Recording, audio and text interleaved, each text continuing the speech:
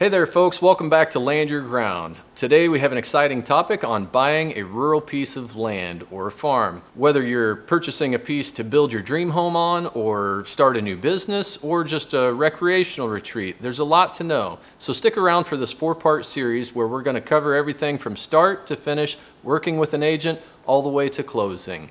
Let's dive right in.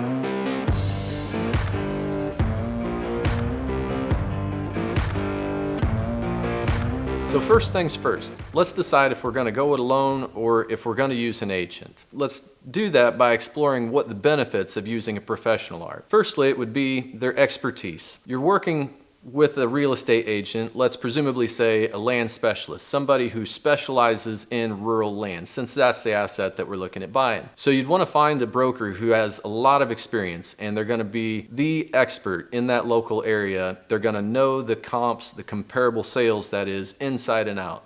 They're going to know how to compare the value of every prospective property that you look at, one to the next, because no two pieces of land are created the same. There's not an apples to apples comparison across the board. So you really have to work with somebody who understands what are similar type of properties and what attributes you can look at to help assess the value of one property to the next. Another benefit of working with an agent is that they should be an expert negotiator. They're way more experienced in this than you're ever going to be, because it's what they do every single day. So when it comes time to making an offer and formulating how much to give, or what terms to include in it, and how aggressive or non-aggressive to be in a particular instance, you need to be able to lean on somebody, and that's where an expert comes into play. A good land agent would also be able to help you with things like determining how much down payment money you're going to need and what are some financing alternatives. They should also be able to put you in touch with some local, more agricultural type lenders, or at least mortgage lenders that are going to be a little bit more lenient on things like purchasing a raw piece of land or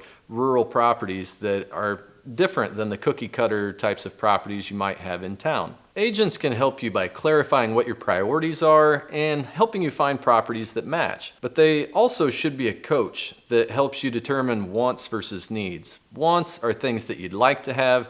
Needs are things that you must have or you don't pull the trigger on a property. And this is also where sometimes we can't afford everything that we would want to have in a piece of property, so they can help coach you into making informed compromises. What things could we possibly do without right now if we were to look at buying a particular property that we could potentially add to the property later, or that we could improve the property in some way later to help it meet more of your original goals. Resale is another important topic. When you're thinking about buying a piece of property, you should also think that someday you might want to resell it. It's kind of like going into business and having an exit strategy. So working with somebody who can help understand how to make the most out of an investment, or what is the potential resale of this property, is pretty important. If you were thinking about it from the start, then you're much more likely to end up in good financial shape should you have to resell sooner than you had originally expected. And there's also good information to be had in how to improve a piece of property. How do we help it appreciate? How do we force appreciation into it so that when we have to sell, whether it be for some other financial need or just because we found another property that we love even more and we would really like to have that one, how do we sell that first property and capitalize on all of our inputs and make it perform as well as it can as a financial investment? They say time heals all land purchases, and what that means is that if you wait long enough, land is an asset that will continually appreciate on the long term. So it should always be worth more in time than what you originally paid for it. So even if you buy a piece at the top of market today,